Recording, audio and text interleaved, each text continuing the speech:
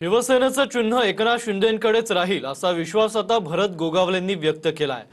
तर काल चिन्ह मागत होते, आज गोठवण्याची भाषा करतायत असंही गोगावले म्हणतायत। धनुष्यबाण मिळणार नाही हे लक्षात आल्यानं गोठवण्याची मागणी करत असल्याचं आता गोगावले यांचं म्हणणं आहे।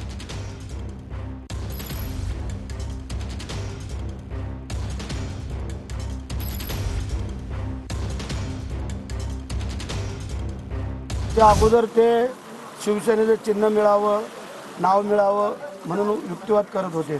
आता चिन्ह गोठवण्याची त्यांच्यावर वेळ येत असेल, याचा अर्थ ते चिन्ह काय त्यांना मिळणार नाही।